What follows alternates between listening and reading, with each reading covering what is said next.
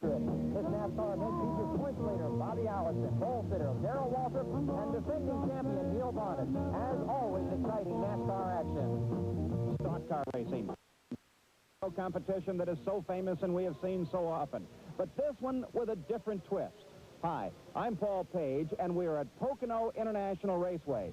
This is a tri-oval, a different kind of racetrack. It's 2.5 miles around, but there are only 3 turns. The track is actually a triangle. Now, that will make a great deal of difference as to how these teams set up their cars, and perhaps even affects the decision of whether or not they use a super speedway car or a short track car.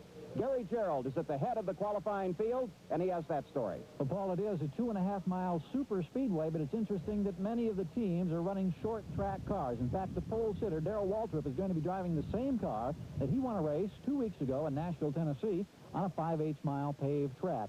Handling, the name of the game. They want to be able to get through these unique corners. They'll sacrifice some speed on the speedway. Defending champion Neil Bonnet is alongside. Neil Bonnet is not driving a short track car. Why is that, Neil? For the Wood Brothers, we basically run nothing but super speedways. We have 2 cars strictly for high-speed racing. This is the most best handling race car out of the 2, so we bring it to this racetrack because handling is the key here. We have some 180-mile-an-hour parts on this racetrack, but the key is getting through these short turns real well. I know that you won this race here a year ago. It's been a struggle finishing races this year. You'd love to repeat. I'll tell you what, if there's ever a place suited for this little Ford, it's right here at this racetrack, so we'll give it a good try today. All right, let's go back to Paul Page. All right, the drivers climb into their cars on the pole at 150.13 miles an hour. Car number 11, Darrell Waltrip. Once again, outside front row, defending champion Neil Bonnet. He celebrates a birthday Thursday of this coming week. He'd love to get an early present today. On the inside of the second row, car number 15, the 77 champion here, Benny Parsons. Outside row 2, the familiar colors of the STP Buick, number 43, King Richard Petty, 7-time national champion. On the inside of the third row, in car number 44, one of the coming young superstars, Terry Labonte. Outside row 3, car number 33, the Burt Reynolds Cal Needham Pontiac, driven by Harry Gant out of Taylorsville, North Carolina, 5 times a second-place finisher this year. Young Ricky Rudd is 4th in the point standings. He'll start on the inside of the 4th row. Outside in that row, car number 2, the defending national champion, Dale Earnhardt, still searching for his first victory of 1981. And another member of the great Petty racing family, young Kyle Petty, in his 3rd year of Grand National Racing. Outside, row number 5, Cale Yarborough, 3-time national champion. He is a 2-time winner thus far this year in a curtailed racing season. Looking down through the rest of the field of 35 cars, in the 12th position, car number 1, Buddy Baker. 13th starting position is Bobby Allison. Both those drivers, longtime veterans and capable of winning. And among the top rookie candidates for the season, Morgan Shepherd starts 11th. Ron Bouchard starts 14th on the grid. Mike Alexander from the number 17 spot, and Tim Richmond will start 22nd. So we'll be back for the start of the Pocono 500 for Grand National Stock Cars right after this. With Gary Gerald, and ready now for the start of the Pocono 500 for Grand National Stock Cars. As the field of 35 machines comes off the 3rd and last turn, the pace car heads down into the pit area, and pole sitter Darrell Waltrip brings them down to the green. The green flag is out, and we are racing the first of 200 laps in the Pocono 500 as Waltrip cuts across the front of the field and picks up first place. Neil Bonnet is right behind Waltrip, and Richard Petty drops into 3rd position as they head down this long main straightaway and into the first turn. It is Waltrip, Bonnet, and Petty. Well, this first turn, 16 degrees of banking. That's the steepest bank of any of the 3 turns, but it is unique in the fact that once you feel like you're through the corner, you suddenly have to go left once again. In fact, Neil Bonnet says that he refers to this first turn area as a 2-turn part of the racetrack. He refers to it as a 4-turn track, not a tri-oval. Once again, now they begin to gather up speed. It's a 160-mile run down into turn number 2. As they head down the straightaway at the north end of the racetrack, coming off of turn 2, it is Neil Bonnet that is making a challenge below Darrell Waltrip. Waltrip on the high side, Bonnet low, Bonnet almost into the grass. They're coming around the 3rd turn now, and Bonnet picks up just a nose of a lead over Waltrip. Richard Petty still sitting back in there now, 3 abreast on the main straightaway, and they cross the line with Richard Petty out in front of Darrell Waltrip. Neil Bonnet in 3rd. Well, long straightaway, 180-mile-an-hour speeds as they move into the corner, but they have to come down to about 120 at this particular point in the turn. Side by side, Grand National Racing as the great Richard Petty now leading Darrell Waltrip. That is Waltrip on the high side. Petty is down low. Petty pulling alongside Waltrip, and Neil Bonnet wants to get into the fight. Side by side, they head for turn 2, and Bonnet pushes ahead of Petty. Waltrip backs into third as they're going through the second turn now. Let's go down to the pits. Gary Gerald has this report. Well, Paul, one of the last men in the car is Darrell Waltrip, the pole sitter, who almost didn't get his engine fired when the command went out to the rest of the field. Waltrip has a problem. It's on the right heel that was burned 2 weeks ago at Nashville. It became infected. It was ulcerated. He's having a difficult time trying to get a shoe that will adapt to the injury and be comfortable at the same time. This is the shoe that he's been using in practice this week. It's open at the end, providing no stress or pressure on the heel. Then they tried to fit this large rubber pad around the shoe, but when he got into the car today, this was simply too big. He couldn't properly operate the accelerator, so they had to cut this large pad away, throw it away. Waltrip is now a regular tennis shoe. They're really concerned about how he's going to be able to put up with this injury in the course of the race. Richard Petty has now pushed his way into the lead. Benny Parsons is second. Darrell Waltrip has now dropped back to third. So we'll have to keep track of that injury to Darrell Waltrip and see if it will indeed affect his driving. Richard Petty out in front, and we have been nose to tail since the start of this race. This racetrack is famous for its lead changes, and we expect a large number of lead changes during this day as Richard Petty brings them down across the line. In second is Benny Parsons, Darrell Waltrip in third. Richard Petty has always run this racetrack very well. In fact, Paul, he is the only driver who is a repeat NASCAR winner on this track. This is the 8th time the NASCAR Grand Nationals have run here. Petty is the only driver who has won more than one time. He has won twice in 500-mile events. A lead change once again as Benny Parsons uses the advantage of the draft, picks the lead away from Petty, and Waltrip follows on through. We have a spin. Kyle Petty has lost control in the third turn. He didn't touch anything. It looks like he's all right and underway once again, but that will bring out the yellow flag. Kyle Petty, car 42, in a spin. Benny Parsons leads. Darrell Waltrip in second place. So in the early going, a yellow flag out. They will race to the line, and then the pace car will pick the field up once again. It looks like several cars heading down into the pit area. Benny Parsons slams into the side of Darrell Waltrip. Both of them looked like they were heading for the pit area, but Benny Parsons taps the side of Waltrip. Now Neil Bonnet and Richard Petty are out in front. Let's look at it one more time. That is Parsons on the left, Waltrip on the right. And watch Parsons just move over and share door handles with Waltrip. Waltrip heads onto the pit area. Parsons stays out. And we'll be back later with the Pocono 500 as the summer season continues. We're ready for a start after yellow now at the Pocono 500 for Grand National Stock Cars. Neil Bonnet leads. Richard Petty is in second. Buddy Baker is in third. Ronnie Bouchard fourth. Jody Ridley in fifth. As Neil Bonnet takes the green flag and leads them down to the first turn. Richard Petty sitting in second place, and we are now running under the very real possibility of rain. We've had reports of scattered showers in areas adjacent to the racetrack, and we've had some sprinkling on the racetrack, so rain could affect this race very shortly as Richard Petty pulls alongside Neil Bonnet, pushes ahead of Bonnet, and picks up the lead. Richard Petty is a driver who just loves this racetrack. Pocono International Raceway has been so good to him. He has, at one time or another, led every race that has ever been run for stock cars on this track. And right now, he has number 43 just out in front of Neil Bonnet's Ford Thunderbird number 21. But here comes Bonnet right back. And Bonnet gets the job done as he moves into the lead, passing Richard Petty. That is Buddy Baker, sitting back in third place. Behind the leaders, Ronnie Bouchard started 14th, has moved up to 4th. And Jody Ridley started in 16th and has moved up into 5th place. Side by side across the line, though Petty has just a nose up on Neil Bonnet as they head for the first turn once again. It's Petty out in front, but Bonnet continues to challenge. Buddy Baker sits back and watches the action from third place. Remember, it's a compromise setup that these crew chiefs use on these Grand National cars in this racetrack.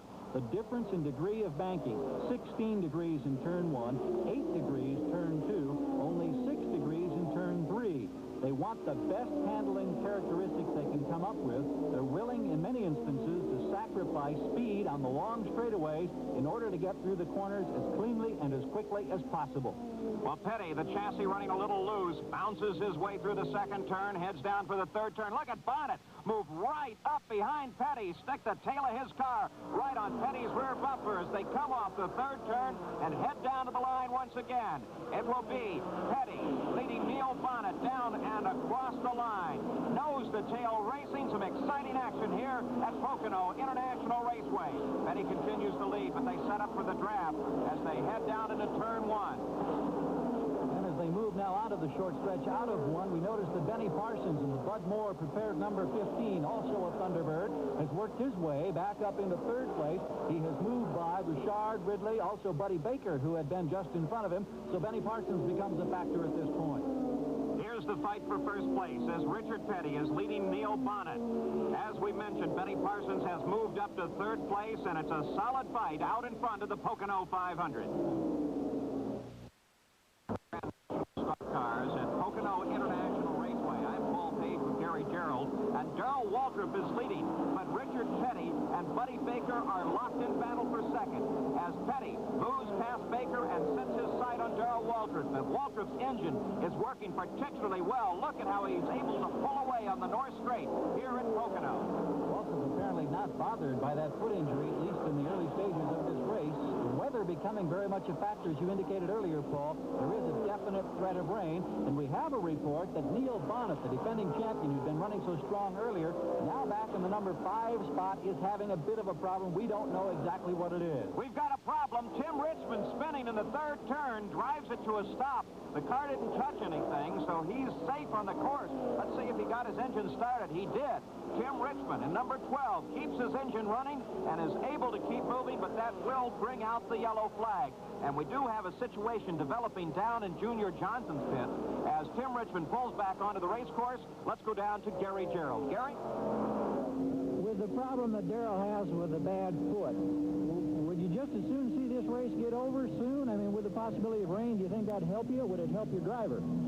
Well, I don't think it'll help anything. It's just a thing right now to where you got to run the rest of the race out. That didn't come down at the end.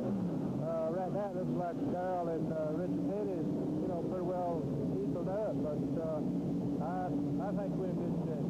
Okay, thank you, Junior. Junior Johnson down here in the Darrell Waltrip pit. Here's Neil Bonnet, who has pulled into the pits, and his number 21, and the Wood brothers go to work on. And apparently a serious problem. It's been smoking in the rear end. Looks like there might be a wheel bearing problem. Now, Bonnet has led this race. There you see a good tight shot of that left rear, and it's smoking badly. They're going to put a wheel back on it and send him back out. But Bonnet is losing time now and was running very well prior to this stop. So problems for Neil Bonnet. Drop the machine down off the jacks and send Bonnet back into the competition.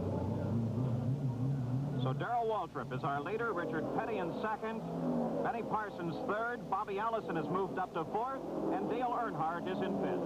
And we'll be back with more of the Pocono 500 as the summer season continues.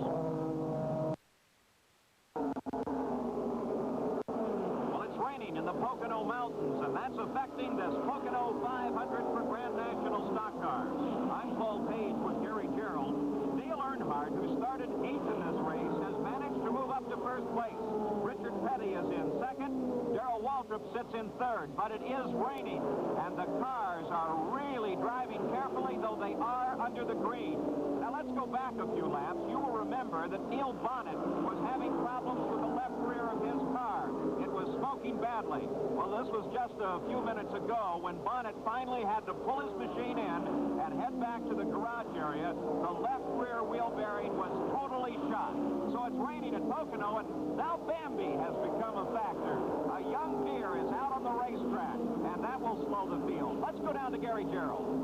Well, frankly, we're somewhat surprised that we're continuing to race under a green flag condition. The precipitation getting a little harder. In fact, here in the pit, you can see it building up on one of these tires in the Junior Johnson Darrell Waltrip pit. The fact that these tires have no tread means simply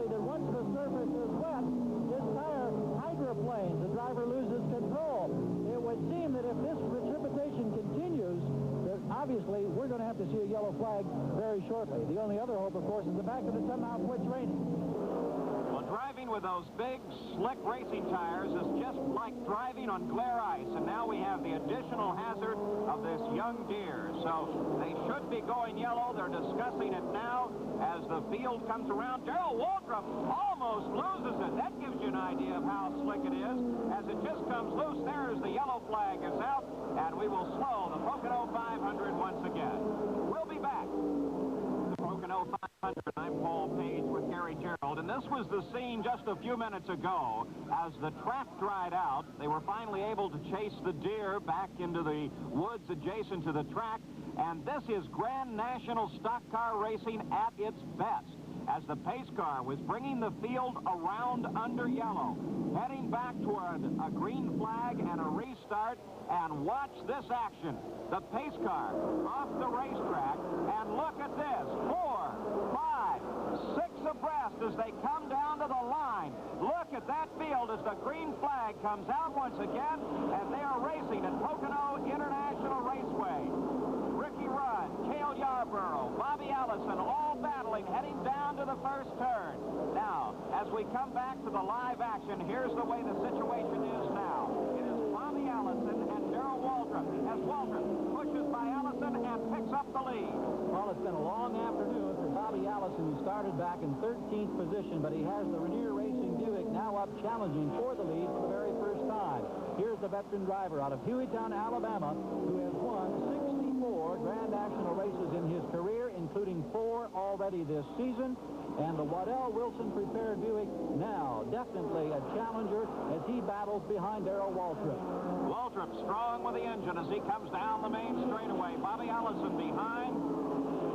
And Allison moves out to make a bid for the lead. Bobby Allison making a charge now as he slides it around and into first place. Richard Petty sitting in third. Dale Earnhardt in fourth. Cale Yarborough in fifth. To follow them down the line as they make that long win through turns 1 and 2. A little puff of smoke from somebody that may have been Bobby Allison. The hand comes out. He waves the rest of the field by.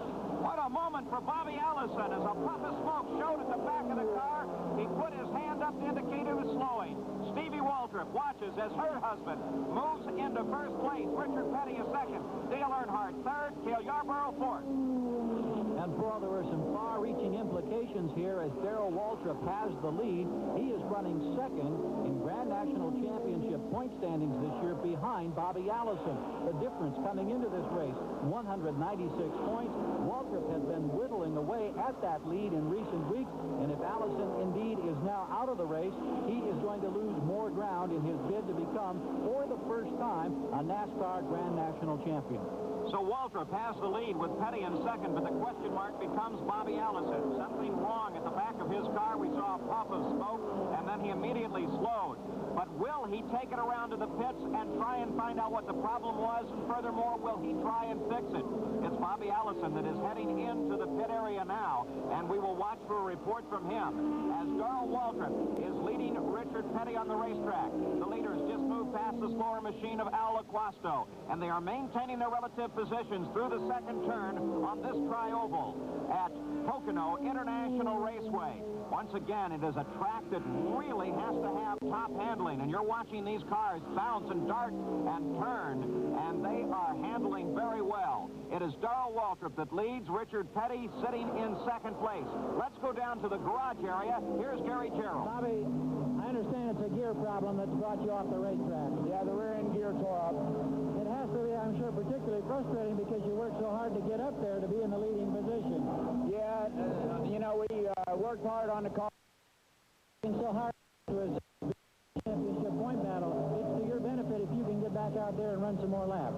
Yeah, we need to go ahead and run some more if we can. All right, well, we'll keep an eye on you. Thank you, Bobby. Thank you, guys. We certainly don't envy the work that those crew members are going to have to do. That's some very hot parts up under the underside of that car as they try and change the rear end.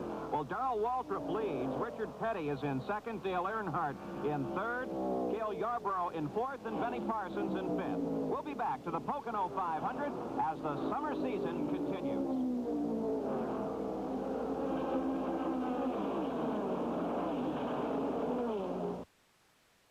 Page, Gary Gerald is down in the pits, and we're at the Pocono 500 for Grand National Stock Cars. Darrell Waltrip is leading Richard Petty, but Gary Gerald, we think pit stops are due any time now. All the crews getting ready for what should be green flag pit stops and should be the last stops of the afternoon if all goes well.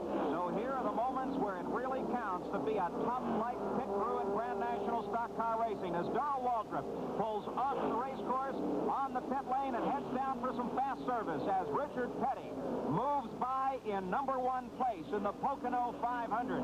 Now we watch as the cars are in the pits. Waltrip is in the pits, but behind the number 11 there, you can see where he banged door handles with Benny Parsons earlier in the race. They change right side rubber. A full load of fuel goes on board. The crew does nice quick work, and as soon as it comes down off the jacks, it's Darrell Waltrip that heads out onto the racetrack. Let's go down to Gary Gerald. Well, what could be a very critical stop. It's under green flag conditions. The last opportunity for the leaders. Cale Yarborough coming in. He's been battling Benny Parsons in a third and fourth spot. He needs a fast stop here to be able to get up there and have an opportunity to run with the leaders. Waltrip and Petty. Car comes down off the jack. He's rolling. The car apparently is stalled. It was a 17-second stop, but some trouble getting Cale Yarborough started. Now he's finally under power, but it was a longer stop than they had hoped. And as Cale Yarborough fires up and heads back to the racetrack, Richard Petty comes in. A stop under the green once again as the Petty crew goes to work on number 43. The right side coming up, the windshield being cleaned. Some liquid refreshment being passed into Petty and a full load of fuel being taken on. They're changing the right side rubber. Petty sits waiting. The crew around, and Richard Petty is back on his way in 17.5 seconds. Fine work by these Grand National Stock Car crews. But the pit stops have scrambled the standings. We now have Buddy Baker in first, Darrell Waltrip in second, Richard Petty in third, Benny Parsons in fourth. And we'll be back with more of the Pocono 500 on the summer season. We're in the closing laps now, the Pocono 500 for Grand National Stock Cars. I'm Paul Page with Gary Gerald. And in number 27, Cale Yarborough is trying to work his way back through the pack. Currently, he's right behind Harry Gant, and Gant is sitting in the 5th position. Yarborough is trying to make a dash up through the field that will bring him into contention with the leaders. At the moment, Darrell Waltrip leads this 500-mile race. We have less than 5 laps to go. James Hilton has ricocheted off the wall. The yellow flag is out. Now what will the crews do? All of the cars have made routine stops, but this will obviously be a sprint to the finish. And Cale Yarborough has decided it's time to pick up some tires. So Yarborough heading down in the pit area. Tires would be the only reason for this stop. Fresh rubber to be able to make this sprint to the finish. So the Yarborough crew going to work on his machine. And Darrell Waltrip has made a lap around, and he comes in for a stop. Well, this has to be a calculated gamble on the part of car owner Junior Johnson, crew chief Tim Brewer. They have elected to go for fresh rubber on car number 11. The question at this point is, will the green flag come back out before this race ends? We're down to the last couple of rounds of the racetrack, and it conceivably could end under yellow, in which case Richard Petty would now become the winner. But the Waltrip crew deliberately taking all the time necessary. They're looking for that little extra edge that fresh rubber should give them if they do get the green flag back. So it has to be a big gamble here. So Darrell Waltrip heads back to the racetrack. Richard Petty is right behind the pace car. Both Waltrip and Yarborough picked up 4 fresh tires. We will have 1 lap to go when they go back to the green flag. The field picks up speed. It will be a 1-lap sprint to the finish when we come back to green. There is some confusion about the exact position of Cale Yarborough. Official scoring is showing him 1 lap down, but some people believe that he is actually sitting up with the leaders. Coming back to the green flag is out. Less than 2.5 miles to go in this Pocono 500 as Richard Petty pulls out a lead. 1 lap to go to the finish. This will be a sprint. Petty is out in front right now, but the field is charging on. Cale Yarborough sitting right behind Petty. Waltrip sitting right behind Yarborough. The crowd certainly thinks that this is a battle for the lead as Yarborough puts a nose and then a full length of car ahead of Petty. One set of scoring charts shows Yarborough in the lead. One set shows him 1 lap down, so some confusion. Now Darrell Waltrip pulls alongside Petty. It is Yarborough out in front. Waltrip Waltrip making a challenge alongside Petty. That could be a challenge for the lead. There is still some question whether 27 or 11 is actually in the lead. Now Yarborough brings it down to the line. Cale Yarborough is leading Darrell Waltrip. The crowd is cheering. They're cheering for Waltrip. They're cheering for Yarborough as Yarborough comes through the last turn and heads for the checkered flag. But who is actually the victor of this race? Here comes Yarborough, the checkered flag being given to Yarborough. Waltrip right behind him, but still a question mark. Which one of these two cars has won the Pocono 500? Cale Yarborough or Darrell Waltrip? Richard Petty and Benny Parsons right in there behind Waltrip and Yarborough, but some question. Who has won this race? The official scoreboard is showing that Cale Yarborough has won. We're waiting at victory lane. Here comes Cale Yarborough around. Two different sets of scorecards showing two different sets of information. NASCAR scoring showing Cale Yarborough 1 lap behind Darrell Waltrip. That would give the race to Darrell Waltrip. But this race is still not over. As Cale Yarborough drives down toward Victory Circle, Darrell Waltrip has been pulled up and stopped before Victory Circle. Now the officials try to stop Yarborough, but he pulls on in. And there is still confusion about who is leading this race at the checkered flag. Yarborough has actually put his car just inside the Victory Circle gate. Who's won this race? Let's go down to Gary Gerald. Gary? Darrell, what's your position right now? Well, I know what happened. Cale was just about to be lapped on the racetrack before the caution came out. He came in the pit. I made a fast lap around the racetrack and lapped him in the pit. There's no doubt in my mind about what happened. All right, so you're firmly convinced at this point you have won this race. I think the proof's in the pudding. As soon as they go through the scorecards, they'll see that. One quick comment about the foot injury. How did it stand up today? Well, it was all right. It's sore and hurts, but it's okay. Forget about it right now, I guess, in all this controversy. Yeah. Thank you, Darrell. Well, Darrell Waltrip may be convinced, but certainly David Ift and Cale Yarborough is not convinced that he won the race. Yarborough thinks he won. Look at David Ift. Boy, he is angry. Cale Yarborough, stone-faced. Now we will have to wait and watch. Stevie Waltrip and Darrell have already begun to celebrate, and here comes Yarborough's car out of Victory Circle. They're going to roll Darrell Waltrip's machine in.